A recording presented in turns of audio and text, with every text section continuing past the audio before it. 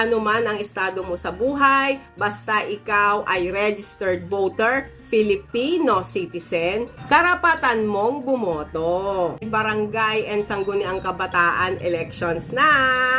Ang tanong, alam nyo ba kung saan kayo boboto?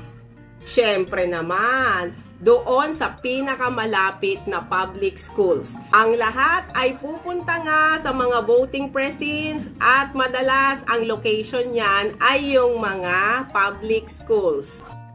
Pangalawang tanong, sino ba ang madalas na aatasan para mag-facilitate ng eleksyon? Siyempre naman, ang mga public school teachers katulad ko. Kami nga po ay nakikipag-collaboration with the Commission on Elections o COMELEC para isagawa ang halalan. Kami po ang una nyong makikita sa mga paaralan sa araw ng halalan. Dahil ang venue ay sa mga public schools. Kaya naman kaming mga public school teachers ay nakapaghanda na, naghahanda na, minamindset na namin ang aming sarili. Ako po ay nag-volunteer na magsaserve sa araw ng eleksyon. Makikita nyo nga ang mga teachers sa araw ng halalan. Kami po ay busy sa araw na yon, mula umaga hanggang gabi yan.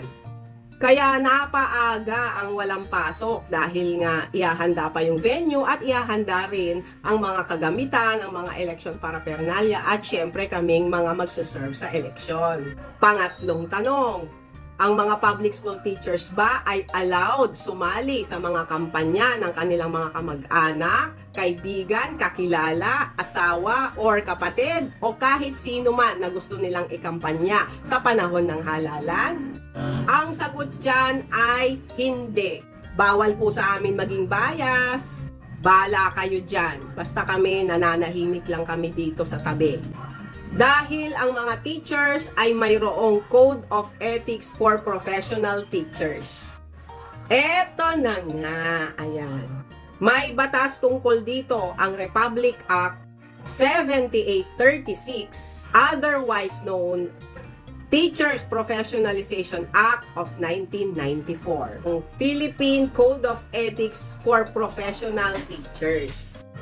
Nakalagay sa Article 2, the teacher and the state. Section 5, basahin natin ha. A teacher shall not engage in the promotion of any political, religious, or other partisan interests, and shall not directly or indirectly solicit, require, collect, or receive any money or service or any valuable material from any person or entity for such purposes. Ibig sabihin nga niyan ay bawal kaming mag-join sa kahit anumang aktibidad patungkol sa politika, bawal kaming mag-promote, at pinakamalupit, tumanggap ng anumang material na bagay upang mag-promote lamang ng any partisan interest.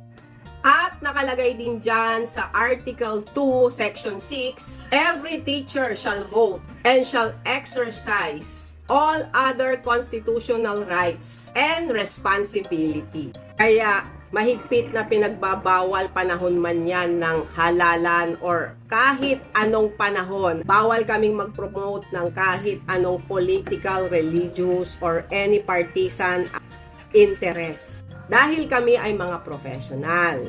So, ang tanong ngayon, does it apply to private school teachers? Sa tingin ko ay yes, kasi ito ay Code of Ethics for Professional Teachers. Hindi naman sinabi dyan na para sa mga public school teachers lang. Kasama din dyan lahat ng may lisensya sa pagtuturo. Private schools man yan nagtuturo, sa colleges and universities man yan, at mga DepEd public school teachers ay hindi dapat nagkiki-join sa anumang promotion, pangangampanya, or any partisan interest. Kaya walang kamag-anak, walang kapatid, walang kaibigan, walang kakilala, walang kapitbahay.